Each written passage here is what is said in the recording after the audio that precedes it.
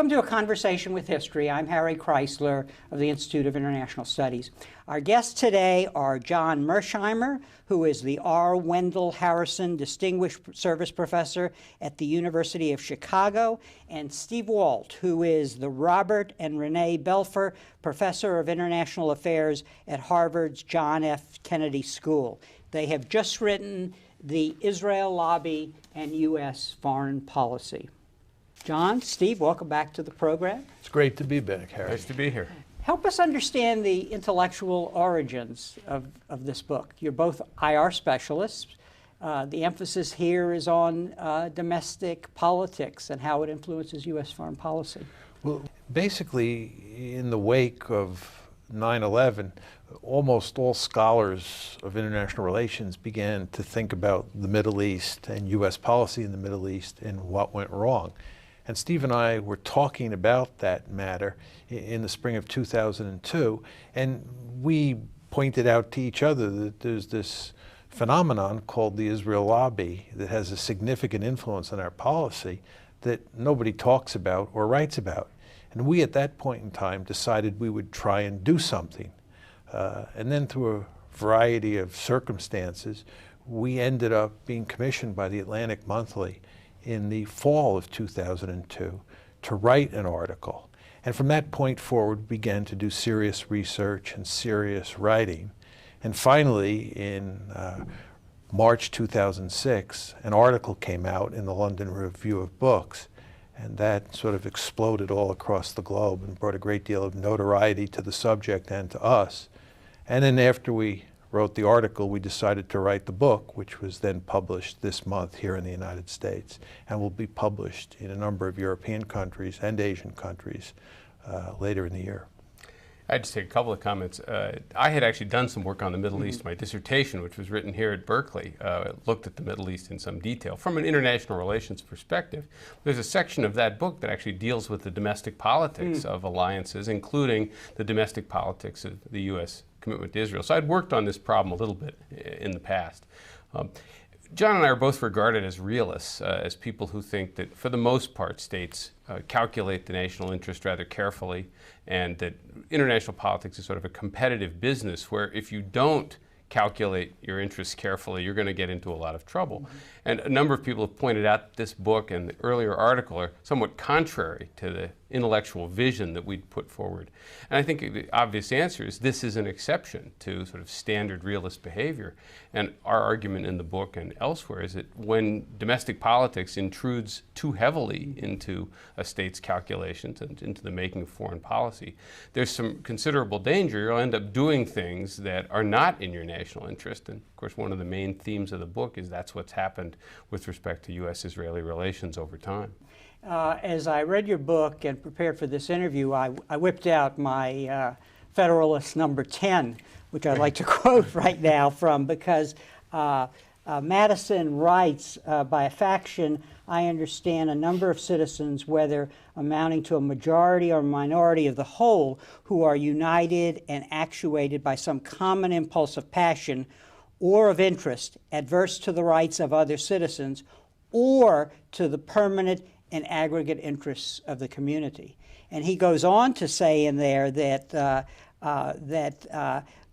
to secure the public good and private rights against the danger of such a faction, and at the same time to preserve the spirit and the form of popular government, is then the great object to which our inquiries are directed. So in a way, that's what you're up to here too, right? I mean, in the sense, the lobby that you're talking about is a faction. We actually referred to Federalist 10 in the book and say that interest groups and the interplay of what Madison called factions has been woven into the way American politics works since the founding of the Republic. There's nothing unusual about what the groups in the Israel lobby are doing. We often say to each other and to people in public, its activities, for the most part, are as American as apple pie. They're not illegitimate. They're just the way American politics works.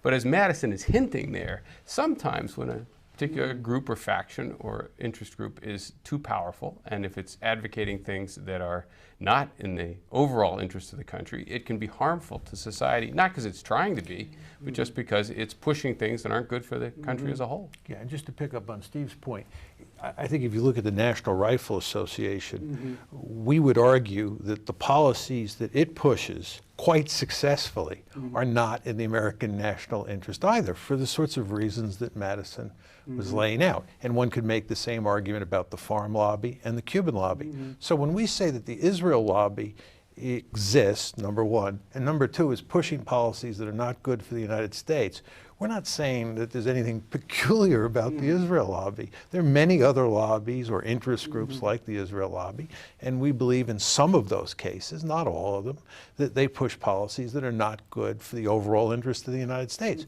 And by the way, it is possible that in the case of the Israel lobby, that if it pushed a different set of policies, this is one of Steve's favorite themes, if it pushed a different set of policies, those policies would be good for the United States, and we and Israel would be much better off as a result. But what is distinctive here and what we're talking about, I don't believe that Madison was talking about foreign policy. He was really talking about domestic policy. And the example of the National Rifle Association, it's a domestic lobby. They don't have a foreign policy. So that makes this area, it seems to, some of the characteristics are different from the case of the NRA. The farm. Yeah. Farm lobbies, put it different, lots of industries, will push for protectionist legislation because they don't want to compete against foreign competition. So they make it hard to have free trade agreements because they want to get special protection from Congress or from the executive branch. Now that's a foreign policy issue, and anybody who's worked on trade policy understands that domestic politics matters greatly. If they're successful, of course, they get protection. All Americans end up paying more for those goods, so it's not in the overall interest of the country to protect an industry that can't compete. But it happens all the time, and that's a foreign policy issue. I don't think there's really much of a distinction between a lobby that works to try and shape domestic politics and a lobby that works to try and influence foreign policy. But to buttress Harry's point just a bit here, when Madison was writing, the United States was very much a white Anglo-Saxon Protestant country, and all the hyphenated Americans, so to speak, had not come to the United States at that point. And it was throughout the course of the 19th century that huge waves of of immigrants from countries like Ireland and Germany, and later the Palace Settlement and Poland and Italy began to come to the country, that you began to get these ethnic lobbies. And of course we have the problem or that situation today, and it's not restricted to American Jews. It would include Armenians, it would include Cuban Americans, and we see that Indian Americans are now becoming very active in pushing American foreign policy in ways that they believe are good for India and for the United States as well. The other thing I wanted to ask you about is a theme that emerges throughout your book is the way the policies and some of these institutions in a way have been frozen in time, or at least evolved over time in ways that were negative consequences. And a lot of the images and descriptions used about the relationship, which we'll talk about in a minute, go back to an earlier period. And so let's talk a little about that, because at one point Israel was a strategic asset, but that was in the Cold War, and the Cold War ended in 1989. Israel itself has changed a lot, in this period. And as you demonstrate, when we talk about the lobby has changed over time. So talk a little about that, because it's very important, because what you're addressing a problem where the institutions you're talking about and the arguments made have not evolved with time. There's, in a sense, different sets of trends happening, and they go in somewhat different directions. I think you can make an argument, for example, the argument we would make is that there was a very powerful moral case for the creation of the State of Israel and for Israel's existence today, based on centuries of anti-Semitism and, of course, culminating in the tragedy of the Holocaust. And so there was enormous sympathy at the time of Israel's creation, and lots of sort of good feeling in the United States. And over time, that image has eroded, most powerfully due to the implications of the occupation, the post-67 occupation of the West Bank and Gaza, and then the subsequent treatment of the Palestinians over now many decades, which has eroded Israel's image around the world, and even to some degree in the United States, and to some degree among Jewish Americans as well. So that's one trend. The second trend, of course, is Israel's strategic value, which you could argue actually went up for a while as it grew more capable, and in the context of the Cold War was something of an asset. But once the Cold War came to an end, its value as a strategic asset begins to decline, and it becomes, of course, a problem for the United States, particularly in generating anti-Americanism in the Arab and Islamic world. And the third trend is that key groups in the lobby become more powerful, more influential over time. AIPAC was a rather small operation in the 1950s, a small office, one lobbyist up on Capitol Hill. And AIPAC is, explain. I'm sorry, the American Israel Public Affairs Committee. It's widely regarded as one of the most important elements in the Israel lobby. Probably the most powerful. It's essentially a one-man show, almost a one-man show in the 50s and 60s. And by now, in 2007, an annual budget of about $50 million, a very large, well-paid staff, regional offices around the country, a great capacity to help shape campaign contributions for candidates. It's just an entirely different operation than it was. The summation of all these trends is, in a sense, although the moral case for giving Israel unconditional support has gone down, and the strategic case for giving Israel unconditional support has gone down, the power of the lobby has gone up, and American support for Israel continues to go up, despite the fact that, again, the strategic and moral case for this level of support and its unconditional nature has been reduced.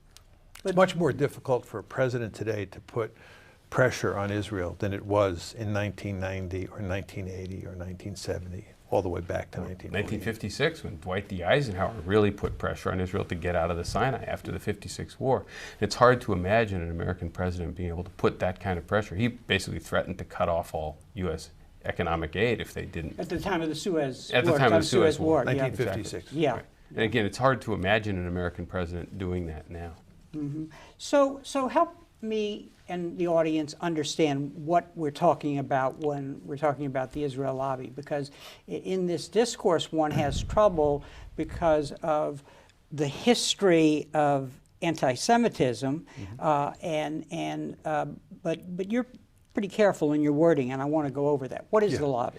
Well, our argument is, Harry, that the lobby is a loose coalition of individuals and groups who work actively to push American foreign policy in a pro-Israel direction. Now, we're not arguing that they're pushing American foreign policy in a direction that favors Israel and does damage to the United States.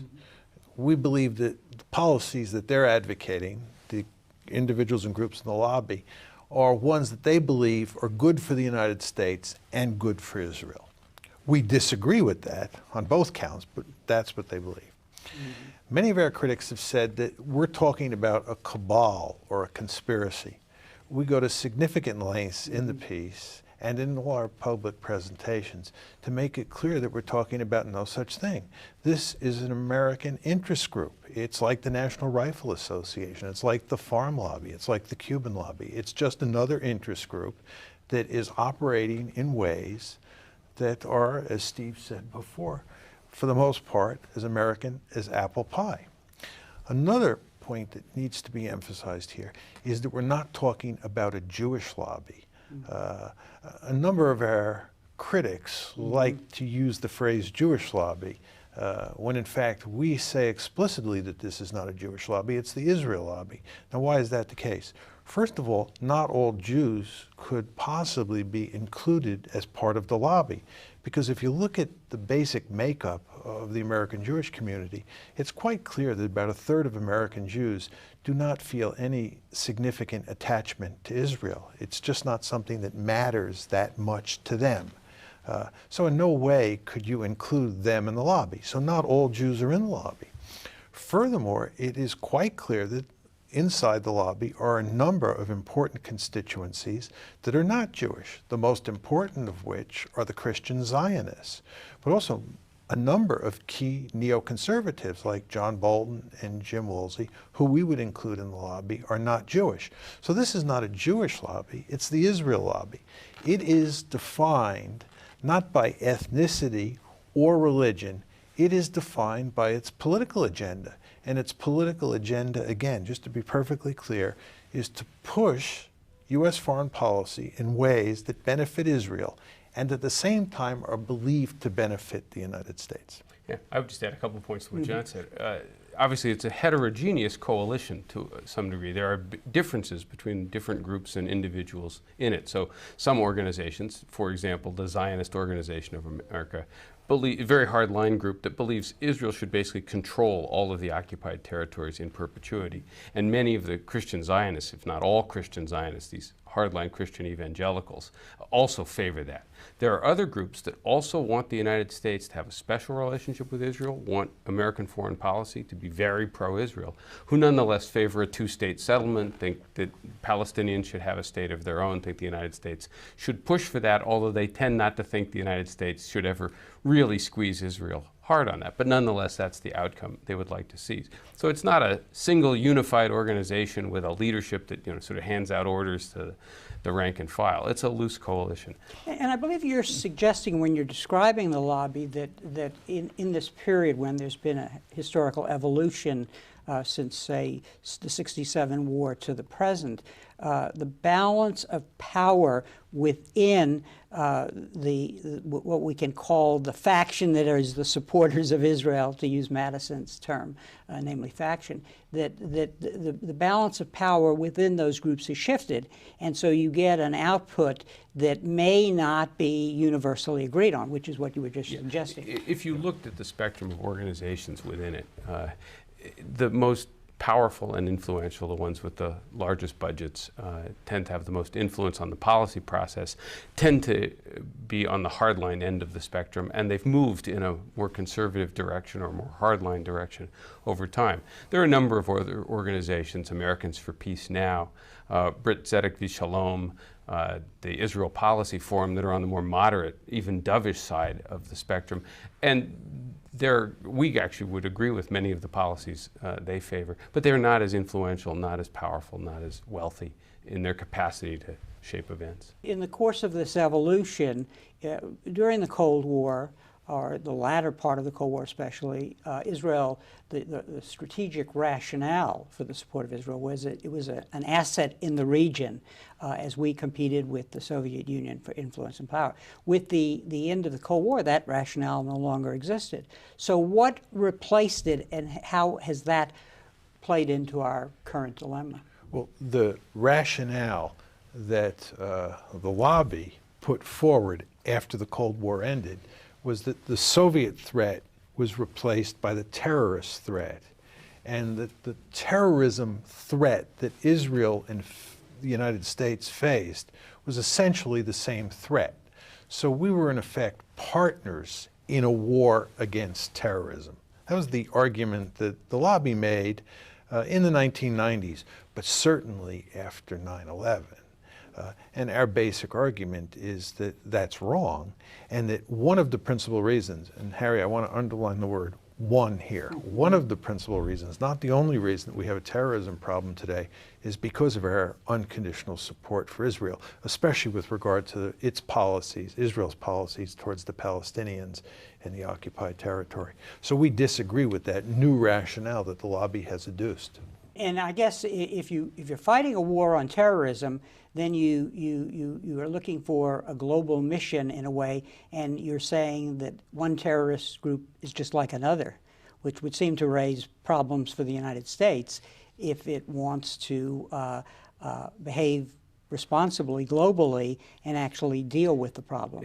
Obviously, John and I are no defenders of terrorists of any kind, right. But one of the mistakes the United States made, and it's not a mistake, I think it's unique to the U.S.-Israeli relationship, was in the aftermath of September 11th to basically declare that the enemy here was terrorism with a capital T. And as you just indicated, that implies that all terrorist groups are fundamentally identical. The fact is that terrorism is not a single movement or a single organization. It's just a tactic that many different groups of many different political stripes have used throughout history. And some terrorist organizations in the past, in fact, got help from the United States because we favored their objectives. And of course, many people have pointed out, the original Zionist mission included Zionist terrorists who used traditional terrorist methods against the British when they were trying to carve out their own state. in Palestine. Two of whom became prime Yeah, minister. two of whom ultimately became prime minister. So again, terrorism is not the enemy. There may be states, movements, groups whose objectives are hostile to ours and who try to attack the United States and obviously are a problem for us. But it was a mistake that we made to try and view this all as one single undifferentiated problem. Now, of course, many Israeli leaders and key organizations in the lobby liked that because they could say, look, we have a terrorism problem, you have a terrorism problem, it's the same problem. But of course it's not, right? Some of the organizations that Israel has a problem with don't attack the United States, don't try to attack the United States. And that raises then the question of what's the best way of dealing with each individual terrorist organization through some combination of, offensive action, but also attempting to try and find political solutions that would make them less influential, less powerful, or might in some cases cause them to put down their arms and abandon those tactics the same way that the original Zionists did once they got their own state. I sometimes think that we use labels. We say Israel, but we're in a way talking about factions within Israel. We say the United States, but we're talking about a faction in the national security bureaucracy and so on. And it seems that we get alliances across international boundaries in this age of globalization, which then creates labels that don't actually help us understand the problem. I think that's sometimes the case, but what do you have in mind in particular here? Well, I think you cite, for example, cases where former heads of security apparatus in Israel have criticized the policies of Israel toward the occupation. In the United States, it's not clear that had there been a different administration after 9/11, if the neoconservatives hadn't been so influential, then our policies might have taken an entirely different course. Yeah. And so so in this moment in time, you get agreement across boundaries, and you get a powerful output that appears to be much broader than it may in fact be. Yeah. Just two quick points on this. One is, I do believe, we can never be certain, but I do believe that if Al Gore had been elected president in 2000, that in the wake of 9/11, he was elected president. Yes, that's correct. That's a different program. That's right. Yeah. But if he had been the president after 9/11, that we would not have attacked Iraq, because, as you know, Al Gore was an adamant opponent of the war in Iraq, as were Steve and I. But I believe that's correct, that we would not have attacked Iraq. So I agree with you there. But with regard to Israel itself, a good example to support your point is that there are a very large number of individuals inside the national security establishment in Israel who believe that Israel should cut a deal with Syria over the Golan Heights for the purpose of splitting Syria from Iran and getting Syria to help Israel deal with the with the Hezbollah problem in Lebanon, and also just creating a peace agreement between Syria and Israel, much the way you have a peace agreement between Jordan and Israel, Egypt and Israel. So there are significant differences among Israeli elites on key policy issues. There's no question about that. And inside the United States, you have those differences too. Yeah, I think Harry was actually raising an even more interesting question, which is almost a theoretical question of how you conceive about foreign policy, which is, to what extent does foreign policy get shaped by what one might call transnational coalitions? And there's a literature on this that isn't about the Middle East, it's just a more general literature. And I do think when two countries become very closely intertwined, as the United States has been with Israel, and it has been with a number of its NATO allies, the British being the most obvious one, you obviously get channels of influence that run both ways between people who are one step down in bureaucracies, who are constantly working with each other and are going to try to influence each other's thinking in various ways, and can even invoke each other to try and gain political support back home, back in the bureaucracy. And I think we see a number of instances in U.S.-Israeli relations, in Anglo-American relations, where that sort of thing happens. And one of the points we've underscored in trying to write the book is that there's lots of aspects of this relationship that are both interesting but also of great importance for both countries. The problem is that nobody wants to talk about them. Yeah, And that is the great the problem. real danger here is we'll end up doing lots of things, and lots of people will think, this isn't so smart. We really shouldn't be doing this. But no one can bring it up out into the open and talk about it. And our basic view is, look, when countries start conducting foreign policy without being able to talk about it candidly, they're going to make mistakes every now and then, if not all the time, and not be able to correct those mistakes quickly enough. We think that's been a huge problem for the United States in its Middle East policy more generally.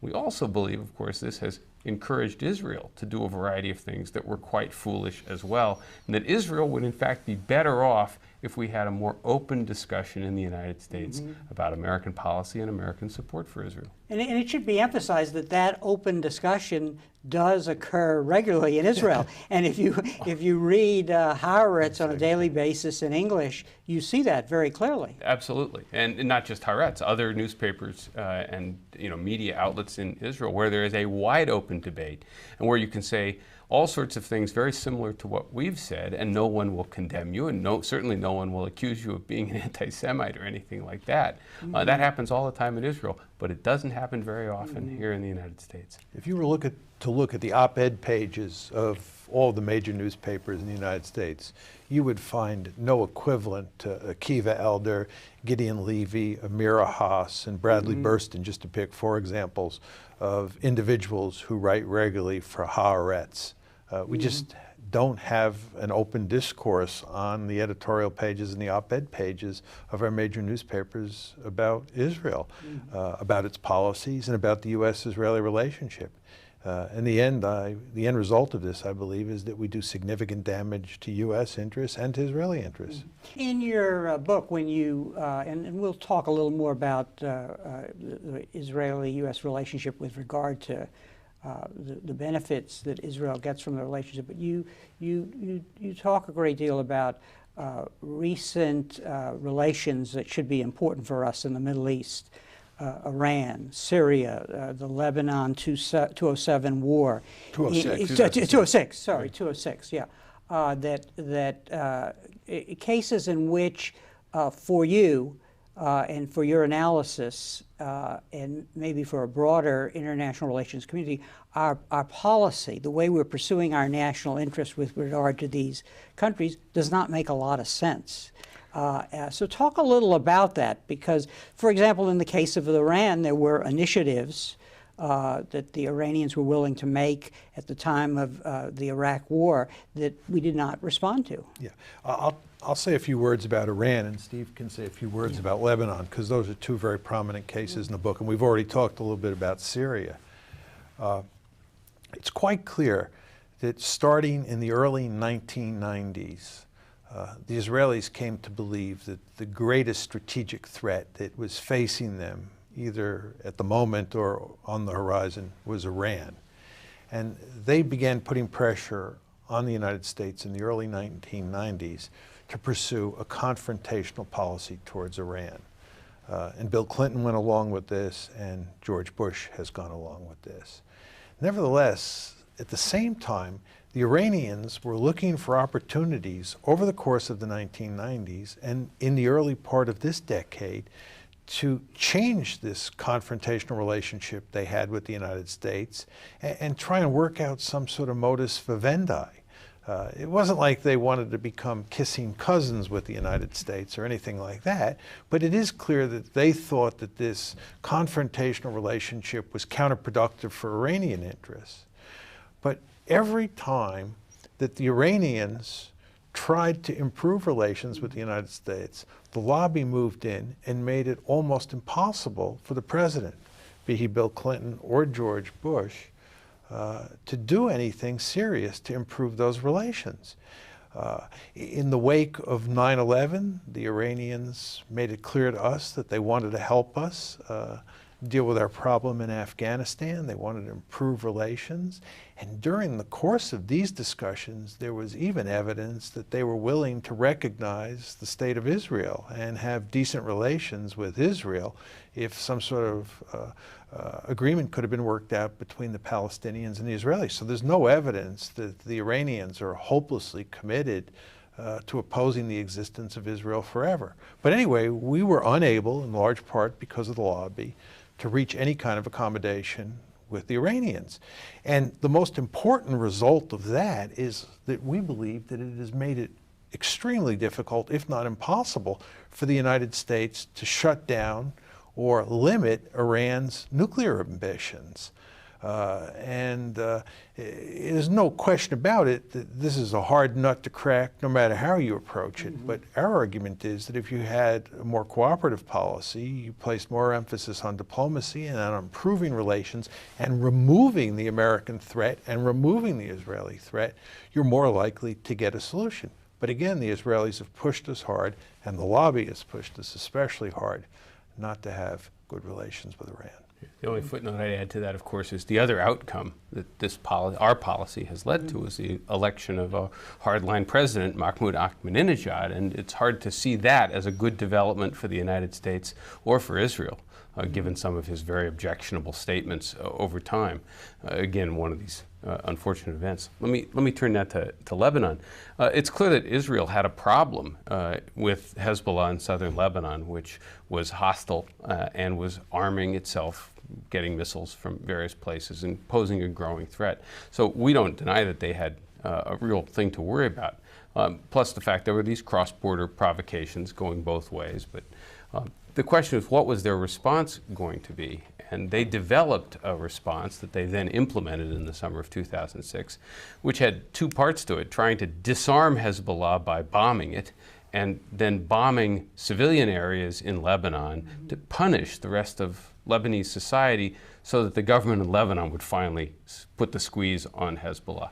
And this strategy was deeply misguided. Right? It was doomed to fail from the beginning. It was easy to anticipate that they weren't going to be able to accomplish their military objectives. And of course, punishing the rest of Lebanon for what Hezbollah was doing actually just made Hezbollah more popular. The problem was that the United States, because of the impact of the Israel lobby, was not in a position to tell the Israelis this was a stupid policy that wasn't going to work. And secondly, once the war started, and then it was clear that the strategy wasn't working, the American government wasn't able to put pressure on Israel to get a ceasefire quickly, a ceasefire that, by the way, would have saved Israeli lives, because Hezbollah was launching rockets into northern Israel. Instead, the American government, both the Bush administration and Congress, swung overwhelmingly behind Israel, delayed a ceasefire, and anyone who tried to raise questions about this, anyone like Human Rights Watch or Amnesty International that criticized Israel's disproportionate response, or a handful of congressmen who said that, really they thought Israel was kind of going overboard and threatening the democratic government in Lebanon. Anybody who said this was immediately slammed by key organizations in the lobby. The United States would have been a better friend to Israel if we had either pushed them to come up with a better response to Hezbollah, or if we had shut the war down as quickly as possible. That's what a good ally would have done. But because of the impact of the lobby, the United States was unable to be a good friend to Israel in that particular case. And that, again, damaged our image in the region, but it also, as many Israelis recognized, was a strategic disaster for them. Both of these cases bring to mind an argument that's made against you in your work, in the sense that what you're working with here is a reductionist notion of what is causing the behavior of the United States in both cases. That the Israel lobby is the tail that's wagging, the dog, and so on. So I think just in a general way, we should address that problem, because we have American exceptionalism. We have, ideas about transforming the Middle East. We have nationalists, chauvinistic nationalists like Cheney, and Rumsfeld, who aren't part of the lobby.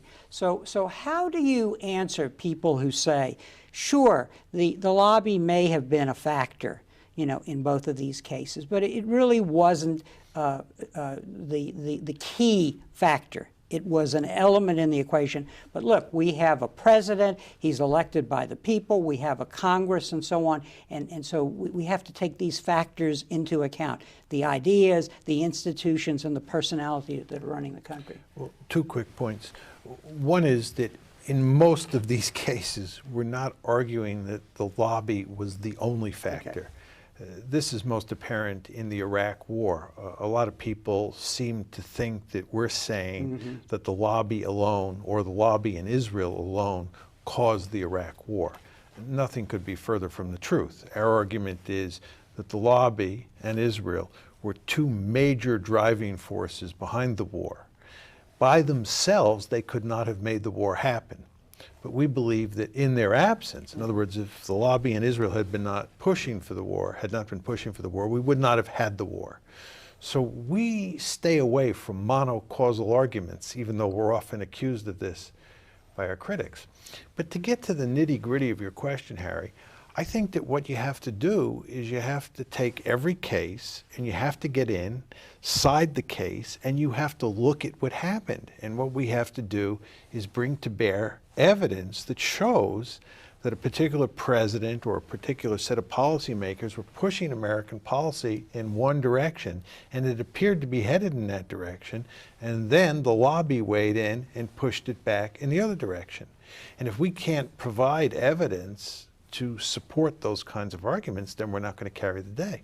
Just to give you one example of where I think this happens, we show, I think quite clearly, that in the spring of 2002, this is April 2002, shortly after Ariel Sharon had ordered the Israeli Defense Forces, the IDF, to reoccupy Palestinian lands that had been given over to Arafat as a result of the Oslo peace process, President Bush told Sharon in no uncertain terms that he had to get out of those areas immediately. And Condi Rice repeated that message to Ariel Sharon. What we then show is that the lobby moved in and in effect humiliated George Bush, forced him to back off, and actually say at the White House shortly thereafter that Ariel Sharon was a man of peace. So I think that what we did in that case is we showed that it was really the lobby that had turned Bush around on this issue, and that Bush actually understood at the time that what the Israelis were doing as a result of Operation Defensive Shield was not good for the United States. But he couldn't act on that belief because of the power of the lobby. I want to take his question in a slightly different direction. I mean, I think that context does matter here. John referred to the Iraq War. The context post-September 11th was clearly critical. The United States is in this very unusual position where we have enormous power in the world. We're militarily very confident. We've won a series of wars quite handily going back to the first Gulf War. So there was never any real doubt that if we wanted to oust Saddam Hussein, we could do it. Vietnam is behind us. Yeah, Vietnam is behind us, and it was just clear that the military task of toppling him was not beyond our capabilities. Running Iraq, of course, was a separate matter, but getting rid of Saddam, we all knew we could do. And third, we were very scared after September 11th. The whole Middle East seemed potentially dangerous. Something had to be done about this terrorist problem, weapons of mass destruction. You know, it was very easy to work the American people into a state of real fear. That's all strategic context that then allowed key individuals and key groups in the lobby to sell a particular approach to that problem that they would not have been able to sell in other circumstances. I would add one other point to this. The United States is an incredibly wealthy and powerful country. And one of the things I think you do learn from realism, right, is that the world is a competitive place. But when you're in very good shape, when you're very powerful, you have much greater latitude, much greater margin for action. And you can do a lot of things that may be kind of stupid. You may even pay a price for doing them, and you're still going to be okay. And you could make the argument that domestic politics matters more in the United States case precisely because we have such latitude.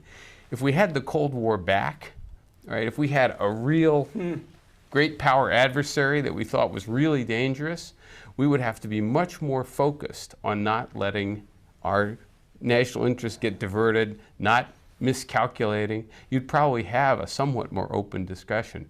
In a funny way, we have the luxury of allowing special interest groups of all kinds to distort American policy precisely because the United States is so big and powerful. Right? It's still costly. It may still lead us into considerable problems.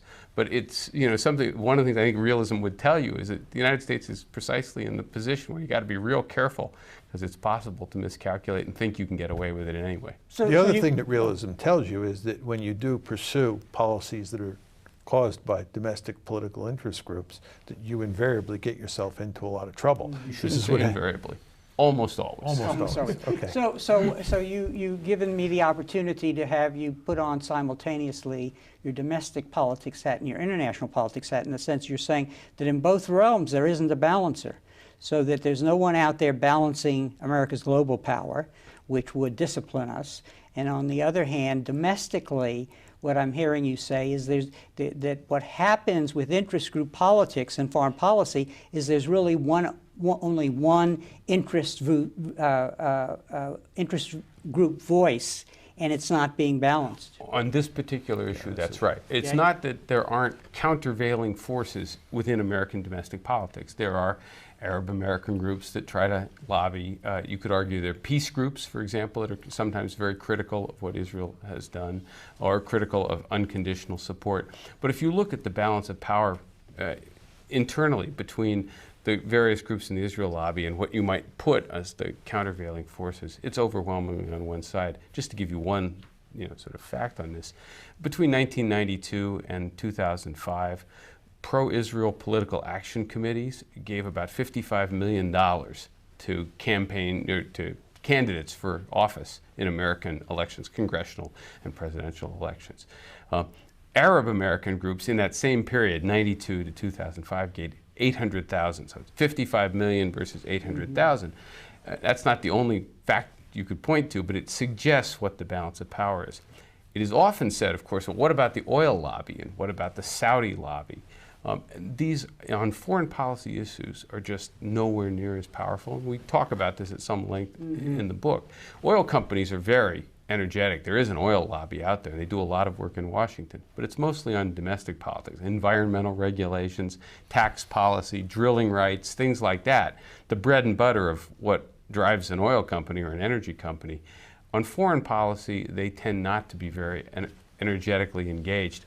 And this is why the former legislative director of AIPAC, a man named Douglas Bloomfield, told BBC News in 2003, AIPAC has one great advantage. We really don't have any competition. That's probably overstating it just a little bit, but it captures the essence of the imbalance of power inside the United States. You can't cover everything, but you identify, and I wanted to just mention this, how the lobby works and its impact is felt. And you say constraining what presidents are willing to contemplate, forcing them to take steps they might otherwise avoid, making it harder to sustain initiatives that the groups oppose, shaping perception so that key officials will willingly favor the policies that these interest groups are pushing. So this is phenomena common to all interest groups, and what you're saying, it's very powerful in the case of Middle East policy.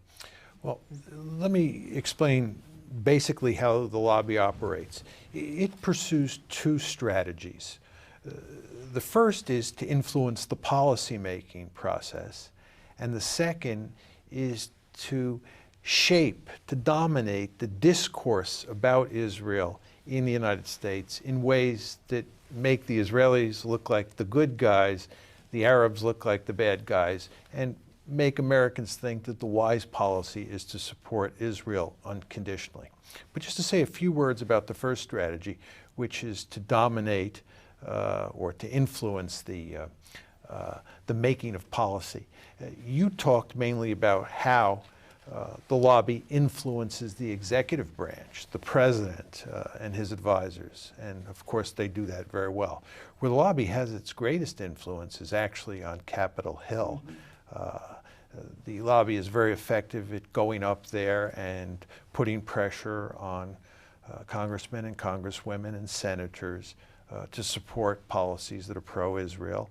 And if any of those legislators are running for re-election and the lobby believes, and here we're talking mainly about AIPAC, but if AIPAC believes that those legislators are not sufficiently pro-Israel, they'll do everything they can to help those legislators go down to defeat in the next election. And it'll help get people elected who are likely to be pro-Israel. So you see that inside the executive branch and inside Congress, they work hard, as other interest groups do, to influence outcomes. And then we get to the second broad strategy, which is controlling discourse.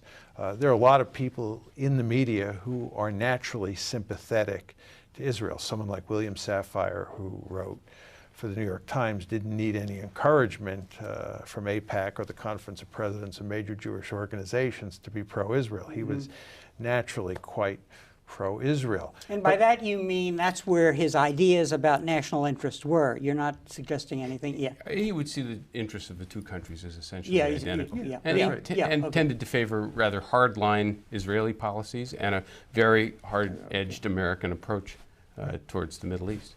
But what the lobby does is it goes to considerable lengths to make sure that other op-ed columnists and editorial writers don't say things that are hostile to Israel or hostile to the U.S.-Israeli relationship. If somebody writes an editorial that's deeply critical of Israel, if it was the Los Angeles Times or the New York Times, you can rest assured that a bevy of organizations like Camera would write letters and generate email and letter writing campaigns and so forth and so on. Telephone calls would come. And furthermore, the lobby goes to considerable lengths to try and influence the discourse on university campuses. After 2002, when there was a bevy of criticisms against Israel on campuses, they went to great lengths to what they call take back the campuses. So basically what the lobby does is try to influence the policymaking process as much as possible and to create a situation where the discourse is as pro-Israel as possible. And they do a very good job at it. And as you've said, though, this is as American as apple pie insofar as its interest group behavior. Yeah. That's right. When you talk about, say, media coverage in the United States, many people think, given bizarre conspiracy theories like the protocols of the Elders of Zion, that we're saying something like, there's Jewish control of the media, which we're not saying at all. In fact, groups like Camera exist, the Committee for Accuracy on Middle East Reporting in America. It's a watchdog organization. They exist to put pressure on media organizations precisely because there isn't any kind of control. You have to lean on people. Just last month, CNN broadcast a documentary that compared Christian, Muslim, and Jewish fundamentalism. Christiana Amanpour was the anchor. And it three separate episodes, one on Jewish fundamentalists, Christian fundamentalists, and then one on Muslim fundamentalists. And immediately in the aftermath, a number of prominent organizations in the lobby, including the Conference of Presidents, began organizing protests directed at CNN, and in particular, asking people to write companies that had bought advertising time and to complain to the advertisers. Now, if you're CNN, this is something you have to take very seriously. And the purpose, of course, is to make sure that the next time you think about doing a show like this, you'll think, well, maybe we ought to make sure it's a little bit more favorable because we don't want to get that avalanche of mail and those other protests. And that's only one of many other examples where radio stations and newspapers have faced boycotts and other forms of pressure from well-organized groups who want to make sure that their coverage is as favorable to Israel as possible. Now, I should add one other point. They're not the only group that does this kind of thing. You would find the same thing in other politically hot topics as well. What we always keep coming back to is that this is ultimately not the way we're supposed to do business in the United States. We're supposed to have open discussion of issues. And by failing to allow open discussion of these issues, we end up with policies that aren't in America's interest. But we also believe that we've ended up with policies that have ultimately been very harmful to Israel. To take the most obvious example, many Israelis and many Jewish Americans understand that the entire settlement enterprise was a real strategic and moral disaster for Israel. And American presidents have always opposed it, but they've never been able to put any pressure on it because the political cost of trying to do it would be too great. And that's in part because we can't even talk about that very openly here in the United States. So what is our national interest in the Middle East that we're not dealing with adequately? Well, we have three major interests in the Middle East. One is to ensure that the flow of oil out of that area of the world continues unabated. Second, to prevent nuclear proliferation in the region. And we're especially worried about the possibility that some terrorist organization like Al-Qaeda might get its hands on nuclear weapons. And third, we're concerned with defeating the terrorist threat that is directed against the United States, and if possible, dealing with other terrorist threats as well.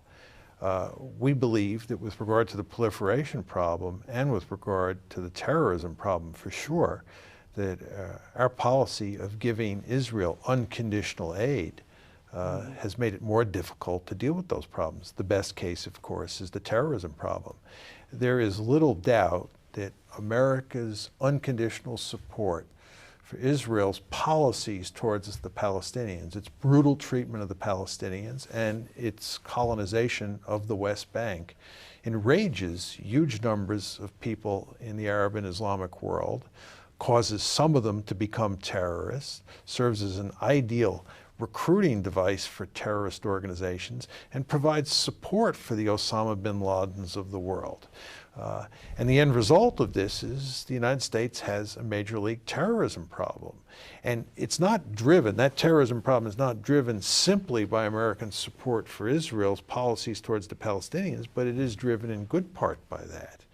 And that just is one example of how a particular American national interest, which is to stop the terrorist threat against us, is hindered by our relationship with Israel. So what is the answer to opening the debate, the dialogue in the United States? Obviously, the lobby is a legitimate faction in Madison's sense. Absolutely. So how do we proceed, you know, in the case of a group that has done a very good job of following what our system is about? Well, our contribution to this is to write a book that, among other things, Show the book. write a book to try and open this up. And one of the themes that we strike in the conclusion of the book is to hope that many people in the United States who feel an attachment to Israel and a commitment to it in some way will think more and start talking more openly among themselves. As John said a while back, if the key organizations in the lobby were pushing a different set of policies, we would have no objection, and we think that would be much better for Israel as well.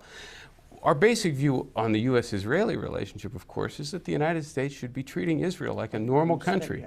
Right, that we should treat it the way we treat other democracies. We should back them when they do things that we think are good, and we should oppose them and be willing to withdraw support if they're doing things that we don't think are in our interest. We should, again, treat it like a normal country. We're not talking for abandoning Israel or anything like that. We're talking about, again, treating it as a country that's a successful, normal democracy. And the only way to have that begin to be American policy, we believe, is for all Americans to start talking about this more openly, and for people not to treat this as a taboo that you can't bring up and have a policy debate the same way we would debate our policy towards Japan, our relationship with China, what we're doing in Latin America, or any other part of the world. I was just going to say one key point, Harry, and we've touched on this before, but it can't be emphasized enough, is that states make mistakes. States, whether you're talking about the United States or Israel or Britain, Germany, you pick your country, those states occasionally pursue foolish policies. They're not omniscient. They're not omniscient. And therefore, it's very good to have open and freewheeling debates where critics are allowed to take out after the policy of the day, because it may avoid a disaster, number one, or number two, if you get into a disaster situation, it may help you figure out a smart way to get out of it. But open debate is a good thing. But what we have in the case of the U.S.-Israeli relationship is a situation where it is very difficult to have a meaningful debate without those people who criticize Israel in the United States for its support for certain Israeli policies being called anti-Semites. Which is, by the way, why you see the presidential candidates in the current election having such a lively debate on U.S. policy towards Israel. The largest recipient of American foreign aid, $500 per Israeli per year, and yet there's no discussion. even though all of them recognize that American Middle East policy has gone badly off the rails. They all kind of agree on that. And they have different prescriptions. But the one item that, of course, is never questioned is the special relationship.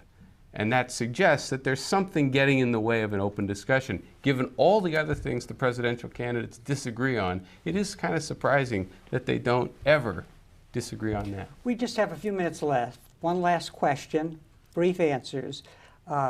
You're tenured at Chicago, you're tenured at Harvard. What have you learned about evidence and public discourse and civilized discourse as a result of this exercise? Well, this is a debate that's taken place very much in the public realm, not in the academic realm. Steve and I have each written 3 books before we wrote this book, and the debates surrounding those books largely took part in the academic realm. And in that realm, not always, but most of the time, the debate involved evidence and logic. This debate is one where we believe evidence and logic usually doesn't come into play. And what we have discovered is that our opponents, so to speak, our critics, use basically 3 tactics to go after us. Number 1, they smear us, and you see very little of that in the academic world. 2, they constantly misrepresent our arguments. It is truly amazing how often people accuse us of saying X when we said the opposite of X. And number 3, we're frequently accused of doing shoddy scholarship, which interestingly is a charge we were never accused of before we wrote this book. We consider these 3 charges basically to be, this word may be a little bit strong, but it captures the essence, I think, of what we think. These charges are bogus charges. Really, they don't carry much weight. But nevertheless, they're leveled at us all the time, and we're forced to constantly deal with them instead of being in a position where we can deal with the substance of the book.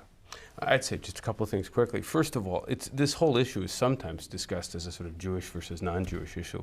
One of the things that I've learned about this, of course, that's the wrong way to think about it, because of course you have Jewish Americans and non-Jewish Americans on all sides of this issue. That's one thing that's become clear. The second thing is leaving aside some of our more prominent critics, who are often, unfortunately, rather visible in mainstream media circles. But leaving aside that, I've been struck by how the vast majority of people that I deal with, not everyone, but the vast majority, welcome this discussion. Even the people who may have some disagreements with some of what we've written think it actually is something that ought to get out there and ought to get talked about. I think our correspondence is sort of 80% favorable, some of it very, very favorable. So I've actually been struck by how I think most Americans, and by the way, public opinion polls would bear this out, most Americans don't want the United States to give any country, including Israel, unconditional support, and they welcome an open and civil debate on this and many other topics. And again, we hope that that's the ultimate outcome of the book. On that note, I want to thank you both for taking the time. We could have gone on for several hours, but the program is 1 hour. And let me show your book again, The Israel Lobby and U.S. Foreign Policy. And I want to thank John and Steve for coming back to our program and telling us about their book. Thank you for having us, Harry. Lots of fun to talk to you. And thank you very much for joining us for this conversation with history.